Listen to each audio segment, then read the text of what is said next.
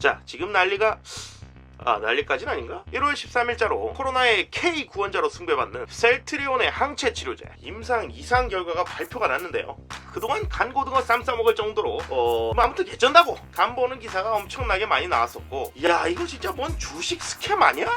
열심히 주가 펌핑을 하면서 올라가는 모습처럼 보였는데 이제 진또배기 결과가 드디어 나왔다는 겁니다. 그럼 지금부터 이 셀트리온 항체 치료제에 대해서 알아보도록 하죠.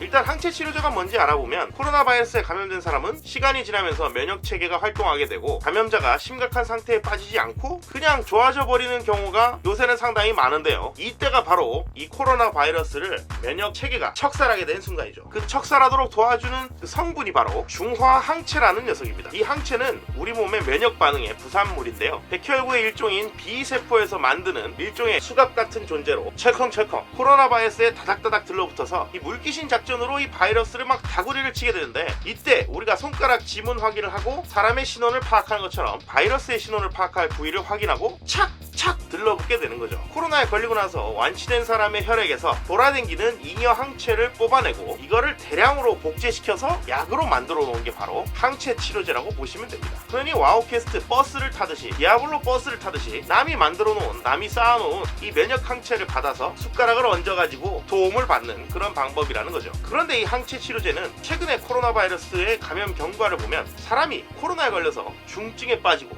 생사가 오락가락하는 것은 사이토카인 스톰이라는 코로나 바이러스를 조지기 위한 이런 면역 반응이 과하게 생기기 때문에, 그 때문에 중증으로 가는 것이어서 막상 중증 환자에서는 코로나 바이러스 농도가 그렇게 높지가 않아요. 그래서 바이러스를 조지기 위한 항체 치료제가 이 중증일 때는 효과가 없는 이런 요상한 상황이 되어버린 거고, 최근의 연구 결과에서 그게 발표가 돼버린 거예요. 그거 있잖아, 릴리 항체 치료제 입원 환자에서 의미가 없다. 그래서 이 항체 치료제의 목적은 중증 환자를 살려내야 된다 이런 게 아니고 병증 환자들이 중증으로 가지 않도록 막으려고 하는 게 목적이 돼버린 겁니다. 거기다 이미 코로나 걸렸다가 완치된 사람한테서 항체를 뽑는 거니까 변종이 나타나면 엄청 취약할 수밖에 없다는 거죠. 새로운 코로나에 감염이 돼서 완치된 사람이 나와야지 그 사람한테서 항체를 뽑아내서 신종 항체 치료제를 만들 테니까요. 자, 여튼 대충 개념은 잡았으니까 이번 발표 자료를 한번 DB보죠. 전체 대상자 숫자는 307명이 분석에 포함되었고요. 병증이 124명이고 중등증이 182명이라고. 이 중등증은 폐렴이 동반된 환자라고 하고요. 이 사람들한테 이 치료제를 주사로 주입을 해서 중증으로 가는지 알아본 게 이번 임상 이상의 목적입니다. 물론 겸사겸사 어떤 용량으로 약을 주는 게 효과가 더 좋더라 이런 것도 같이 알아본긴 한 거죠.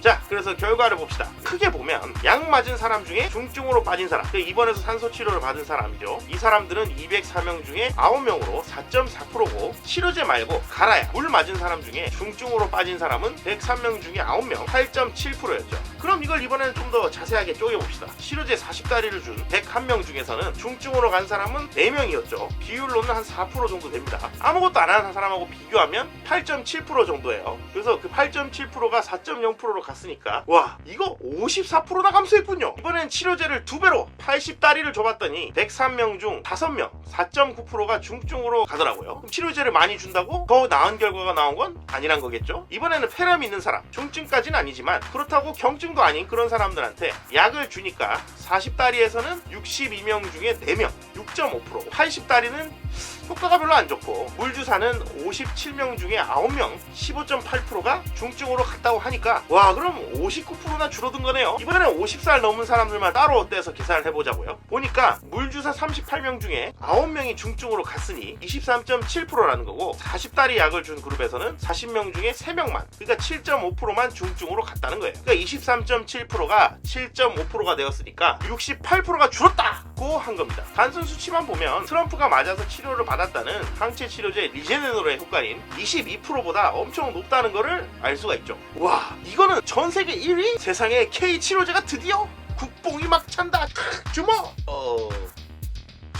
그러나 통계를 볼 줄 안다면 이게 좀 요상하다는 걸 느낄 겁니다. 물만 맞은 사람들도 생각보다 중증으로 안 갔다는 사실부터 그렇다는 거예요. 가만 놔두면 한 9%가 위험해지는 질병인데 약을 쓰니까 4%만 위험해진다. 약간 반대로 생각해보면 91%는 놔둬도 좋아지는데 약 쓰면 한 5%는 더 좋아진다. 그리고 그 약은 입원해서 주사약으로 맞아야 되는 40만원짜리 약이고, 50살 넘은 환자가 안 좋은 쪽으로 갈 사람 자체 숫자가 별로 많지 않은데 그 안 좋은 사람으로 간 숫자 중에 한 70% 정도만 치료 효과가 있다 이렇게 얘기를 한다면 그럼 40만원 주고 약을 맞는 게 맞는 건가? 라는 의구심이 드는 겁니다. 근데 미국은 22%짜리를 긴급 승인해가지고 지금 쓰고 있잖아. 그럼 우리나라는 바로 긴급 승인해서 쓰는 게 맞는 거 아닌가? 그거보다 훨씬 높게 나왔으니까. 근데 이거는 우리나라 의료 환경하고 미국 같은 국가가 전혀 이 환경이 다르다는 것도 한 몫을 하는 거예요. 이상 발표 자료에서 셀트리온 치료제를 쓰니까 뭐 입원 기간이 10일에서 6일 정도까지 한 4일 줄었다 이렇게 얘기를 하는데, 미국 같은 국가에서는 하루하루의 입원비가 어마어마합니다. 보험이 있어도 코로나 치료비의 평균 추산 4만 달러 정도를 본인이 부담해야 하는 거죠. 한 4,500만 원 날아가는 거예요. 그러니까 입원 기간을 조금이라도 이런 항체 치료제나 이런 걸 써서 줄여주기라도 한다면 40만 원짜리를 쓰더라도 한 400만 원 아낄 수도 있잖아. 그러니까 훨씬 이득인 거예요. 근데 우리나라는 원래 입원비가 미국 같은 국가보다 훨씬 싸거든. 그리고 건강보험도 있고 하다 보니까 40만 원짜리 약을 쓰기가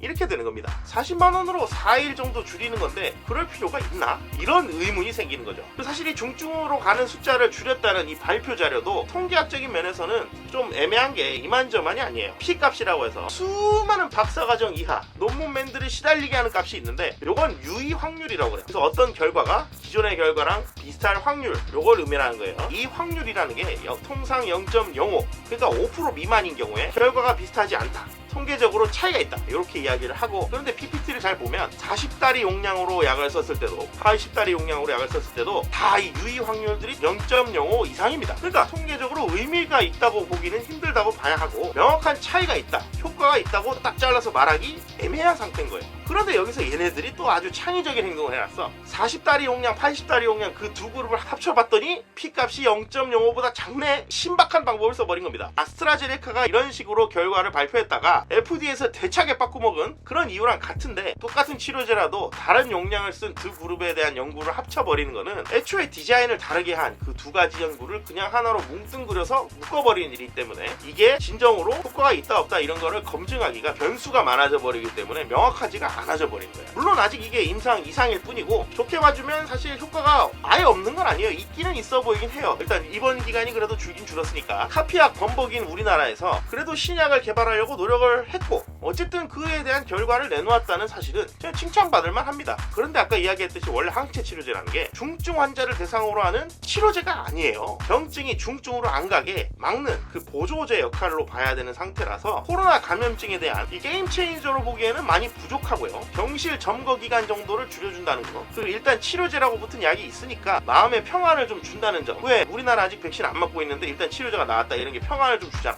그 점은 이득이 있다고 봅니다. 그런데 한국 실정에서 40만원짜리 약을 경증 환자는 그냥 놔둬도 대부분이 좋아지는데, 입원 기간 약간 좀 줄이자고 쓰기에는 좀 애매한 점이 있다는 것도 사실이죠. 물론 뭐 병실이 없으니까 병실을 조금이라도 확보하기 위한 용도로 경증 환자를 이렇게 한다고 하는데, 사실 경증 환자는 요새 다 수용소 같은 데 있잖아, 병원에 아니고.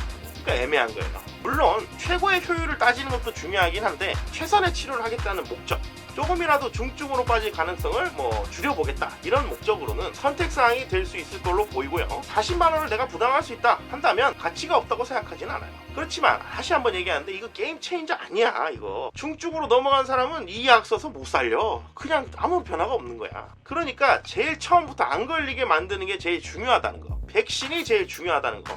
무슨 걸리면 한 95%가 이 약 맞으면 좋아진다 이러면 또 모를까? 그것도 아니잖아. 퍼센테이지도 낮고, 걸려가지고 치료하는 것도 사실 생각보다 좀 시원찮잖아요. 그러니까 안 걸리는 게 가장 중요하다는 거 잊으면 안 된다는 이야기입니다. 자, 정리하자면 일단 효과가 아예 없는 건 아니에요. 그렇다고 와 이거 진짜 대박 완전 개쩐다 라고 할 상황은 아니에요. 한 절반의 성공, 포장을 정도 잘한 거, 그 정도? 충분한 참여자 수로 이루어진 연구는 아니기에 3상이 사실 필요합니다. 그 필요한 이유죠. 국산 치료제가 나왔다는 사실 자체의 의미를 좀 둬야 될 것 같고, 게임 체인저는 아니니까 백신이 제일 중요하다는 거는 전혀 변하지 않는다는 거예요.